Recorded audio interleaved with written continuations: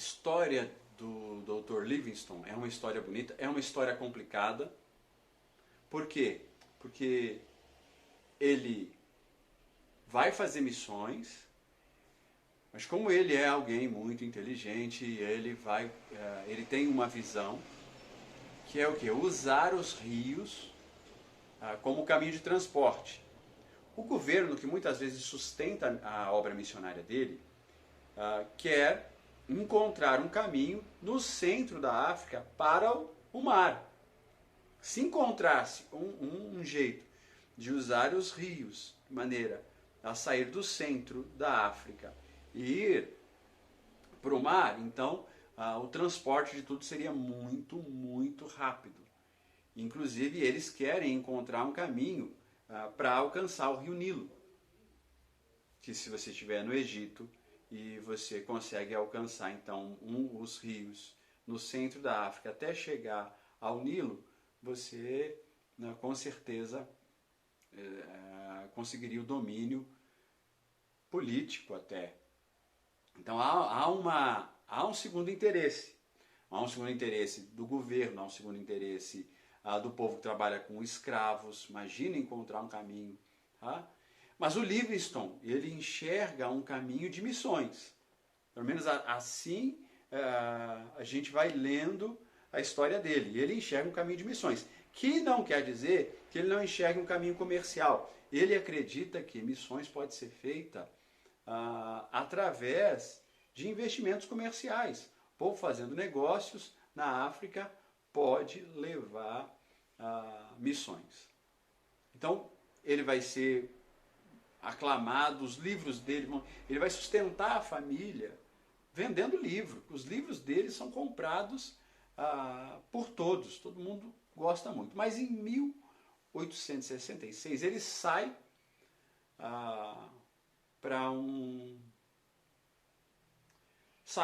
uma investida missionária e ele desaparece. Ele desaparece por 6 anos.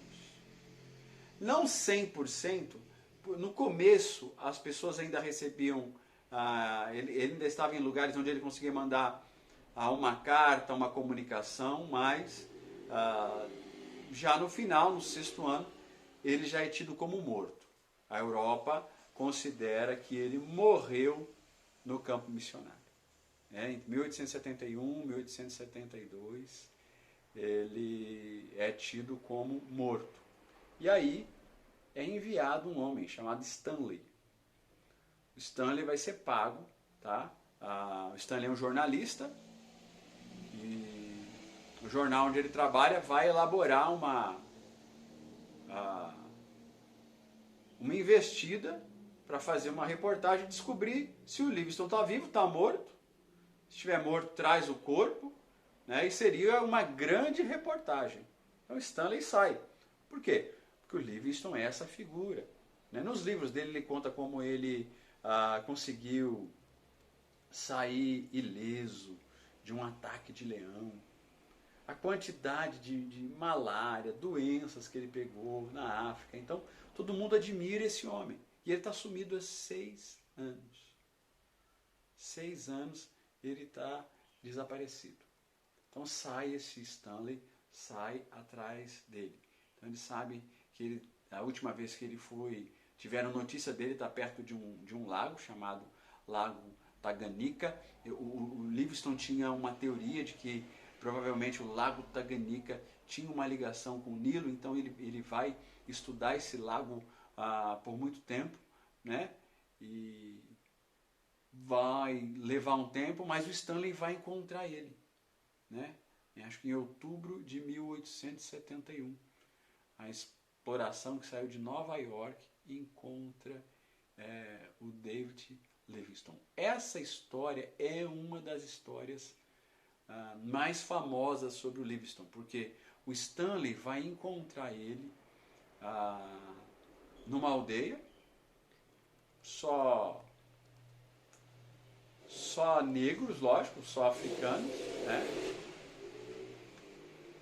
É uma aldeia em Ujiji. Quando ele chega lá, o Stanley se arruma, põe as melhores roupas, né? Fica assim, vou encontrar uma pessoa famosa, então Stanley se arruma demais para encontrar ele. E a famosa afirmação do Stanley, né? A frase que o Stanley usa para ele, porque só tem os dois de brancos ali, ele encontra o Livingstone no meio da aldeia, estende a mão e diz: Dr. Livingstone, eu presumo, né? Ele imagina que é o Livingstone e não tinha como ser outra pessoa, né? O único branco perdido no meio da África. Então essa frase ficou famosa. E o Stanley vai encontrar um Livingstone que já está morrendo, já está definhando, por isso não manda notícias nem nada. A última exploração dele, na verdade, foi acometida de muito roubo, muita doença. Os próprios carregadores roubaram ou desertaram, não vamos mais trabalhar com você não. E ele então se estabelece ali numa cabana para esperar a morte. Sempre missionário, mas está ali, a saúde debilitada, ele não tem expectativa de ir embora, não. E o Stanley vai ajudá-lo, o Stanley vai socorrê-lo, né? Vai trazer mantimento e vai socorrer o David Livingstone nesse finalzinho de vida. Ele vai morrer em 1º de maio de 1873, né? 1º de maio de 1873. Ele vai morrer ainda fazendo uma expedição, né? Ele vai morrer ainda fazendo uma expedição. Ele sai em 71, o Stanley encontra ele, ele recebe a provisão, ele recebe um renovo, uma força, e aí ele sai. Em 71, em 72 ele sai, mas ele está tão doente, que ele morre em 1º de maio de 1873. Mas a história dele é contada até hoje. Ele percorreu toda a África, ele abriu caminhos, a defesa dele contra a escravidão repercutiu no mundo, em especial na Europa, porque ele escrevia, ele punha, os livros dele eram muito lidos, então ele se tornou uma referência missionária. Para acabar com a escravidão, ele se tornou uma referência missionária de coragem, ele se tornou uma referência na antropologia. Nós não tínhamos antropologia como ciência, mas os escritos, os diários dele, como ele via as tribos, como ele via os homens, como ele via os relacionamentos no meio, virou referência em geografia, porque ele fez um mapa de rios, de entrada de rio, de nascente de rio, de cachoeiras. Então,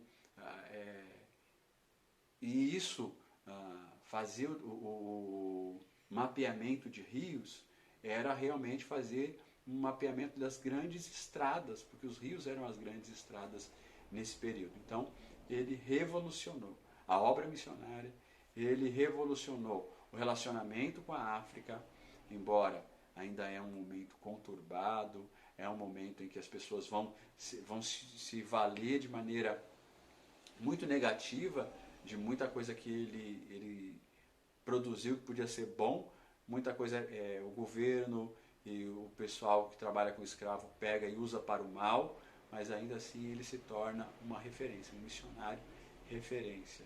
David Livingstone, tem que aprender sobre ele.